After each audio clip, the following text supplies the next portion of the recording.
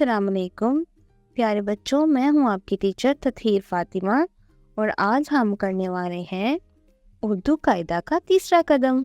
پیارے بچوں، آج کا ہمارا سبق ہے شرارتی حروف، جو کہ صفحہ نمبر 11 پر موجود ہے۔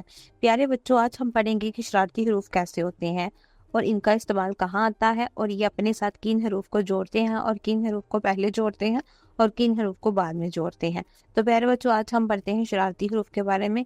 اردو حروف تہجی میں چند حروف ہیں جن کی عادی شکل نہیں ہوتی۔ پیارے بچوں، اردو حروف تہجی میں کچھ الفاظ ایسے ہیں جن کی عادی شکل نہیں ہے، انہیں شرارتی حروف کہا جاتا ہے۔ اس کے علاوہ باقی تمام حروف تہجی کی عادی شکل یعنی مختصر صورت ہوتی ہے۔ شرارتی حروف درج ذیل ہیں: الف، دال، ڈال، زال، رے، اڑے، زے، سے اور واؤ۔ چونکہ یہ حروف اپنے سے پہلے آنے والے حروف کے ساتھ تو جڑ جاتے ہیں لیکن بعد میں آنے والے حروف کے ساتھ نہیں جڑتے، اس لیے انہیں شرارتی حروف کا نام دیا گیا ہے۔ درج ذیل مثالوں پر غور کیجیے۔ پیارے بچوں، دال، ڈال اور زال کی تفصیل بیان کی گئی ہے۔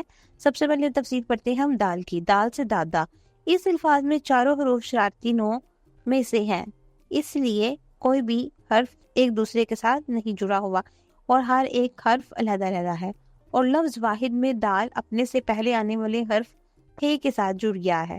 اب چلتے ہیں ڈال کی طرف۔ ڈال سے ڈبہ، اس لفظ میں ڈال اپنے سے بعد میں آنے والے لفظ کے ساتھ نہیں جڑا ہوا، اور لفظ ڈونڈ میں ڈال اپنے سے پہلے آنے والے حرف یعنی نون کے ساتھ جڑ گیا ہے۔ تو اس طرح سے پیارے بچوں، اسی لیے ہم انہیں شرارتی حروف کہتے ہیں۔ پیارے بچوں، اب باری ہے زال کی۔ زال سے ظہیرہ، اس لفظ میں زال اپنے سے بعد میں آنے والے حرف سے نہیں جڑا ہوا، اور لفظ مذاق میں زال اپنے سے پہلے آنے والے حرف میم کے ساتھ جڑا ہوا ہے۔ تو پیارے بچوں، کہلاتے ہیں نا یہ شرارتی حروف۔ تو پیارے بچوں، آج کا ہمارا سبق تھا شرارتی حروف کا، جو کہ ہم نے مکمل کیا ہے۔